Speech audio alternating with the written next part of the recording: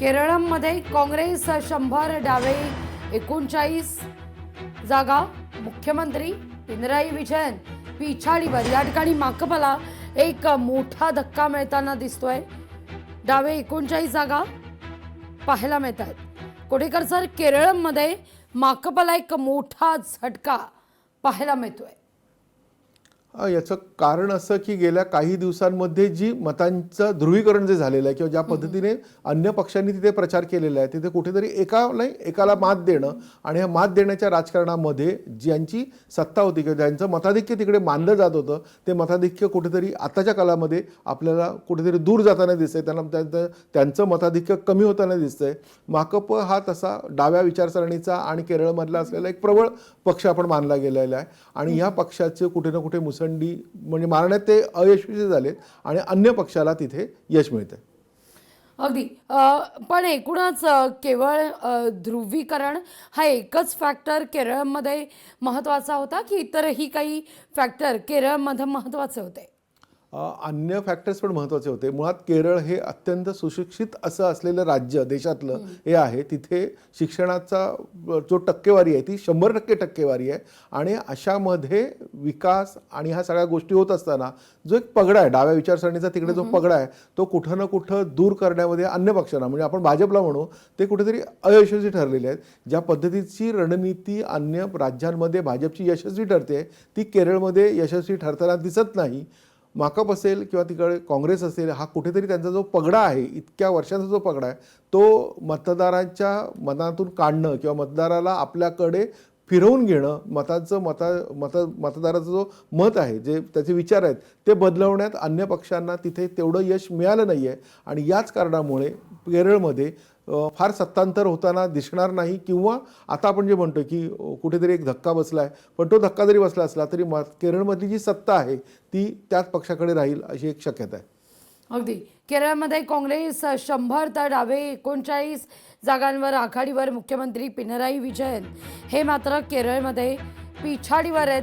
तर पुदुचेरीमध्ये भाजप 2, DMK 2, काँग्रेस एका जागेवर आघाडीवर.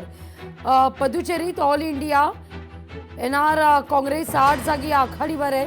या ठिकाणी तर काँग्रेस केवळ एका जागी आघाडीवर असल्याचं पाहायला मिळतंय. 8 जागा म्हणजे बऱ्यापैकी मॅजिक फिगरच्या जवळ हा आकडा जाताना दिसतोय.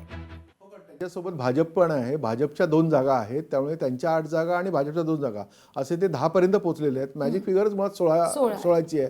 त्यामुळे कुठे ना कुठे त्यांची सत्ता येईल किंवा तो कल त्यांच्या बाजूनेच आहे असं चित्र तरी पुदुचेरीमध्ये दिसतंय. अगदी.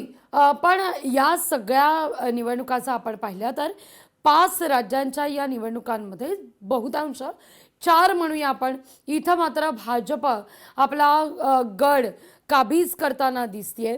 एकूणच राज्याच्या आणि विविध राज्यांच्या आणि राष्ट्रीय राजकारणाच्या दृष्टीनं भाजपचं हे यश आणि दुसऱ्या बाजूनं विरोधकांचा या सगळ्या निवडणुकीत जो सपाटा निवडणुकीत झालेला आहे, पुरता फटका बसलेला आहे विरोधकांना, हे मात्र देशाच्या आगामी राजकारणाच्या दृष्टीनं कसं पाहता तुम्ही या सगळ्या निवडणुकांकडे किंवा काय अर्थ लावायचा याचा?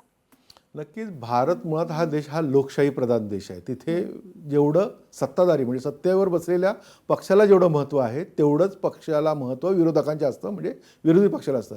आज आपण बघितली एकूण परिस्थिती सगळ्या राज्यातलं जर सारासार आपण जर विचार केला तर कुठं ना कुठं विरोधी पक्ष हे नरमाईची भूमिका घेत आहेत का, किंवा विरोधी पक्षांचा चेहरा जो प्रबळ असायला पाहिजे होता, जो एकेकाळी होता, म्हणजे मुळात आपण जर बघितलं जेव्हा भाजप विरोधी पक्ष म्हणून जेव्हा त्या बाकांवरती विरोधी बाकांवरती बसत होता तेव्हा त्याच्यातली जी आक्रमकता होती, सत्ताधाऱ्यांवरती आसूड ओढण्याचं काम हे विरोधी पक्ष करत असतं.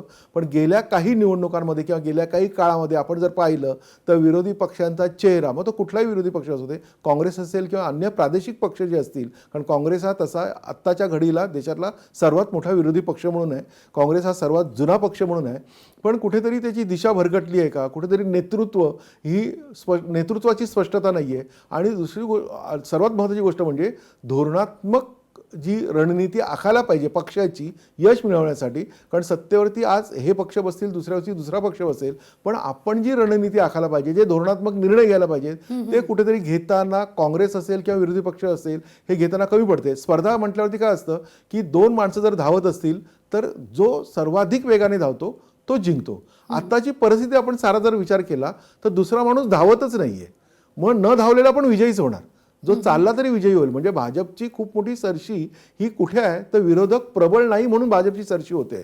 म्हणजे त्यांच्याकडे जर प्रबळ दावेदार विरोधकांकडे असतील, प्रबळ त्यांनी प्रत्यक्षाप्रमाणे म्हणजे गेल्या काही दिवसांमध्ये आपण जर बघितलं तर जी परिस्थिती एकूण मतदार राजाची होते, ज्याला राजा आपण म्हणतो त्याची होते. अनेक राज्यांना युद्धाचा फटका बसला, त्यांचे तेल संकट आपल्याकडे आलं, सिलेंडरचे भाव वाढले. म्हणजे छोटे छोटे जे मुद्दे आहेत त्याच्यावरती विरोधकांनी ज्या पद्धतीने सत्ताधाऱ्यांवरती आसूड ओढायला पाहिजे, कारण सत्ताधाऱ्यांचं कामच असतं की जो सत्तेचा म्हणजे विरोधकांचा जो अंकुश आहे तो सतत सत्तेवरती असला पाहिजे, पण तोच कुठेतरी कमी होताना दिसतोय का किंवा तोच कुठेतरी बोथट होताना दिसतोय का. आणि त्याचीच परिणिती काय आपण बघतोय तर भाजप सर्वेसर्वा या देशामध्ये राज्य करणारं, वर्चस्व करणारं एकमेव पक्ष ठरतोय. पक्ष म्हणून, रणनीती म्हणून त्यांनी संपूर्ण देशावरती सगळ्या राज्यांमध्ये सत्ता उपभोगावी, पण विरोधकांनी सुद्धा त्याच्यावरती अंकुश ठेवण्याचं तेवढ्या प्रबळतेने काम करायला पाहिजे. तर सत्तेचा अंकुश जर सत्ताधाऱ्यांवर राहिला तर लोकशाही अधिक जिवंत राहील. अगदी अगदी फार महत्त्वाचं खरं तर कोटेकर सर तुम्ही या सगळ्याविषयी विश्लेषण केलं. लोकशाही मराठी ऐका, पहा, जागरूक रहा.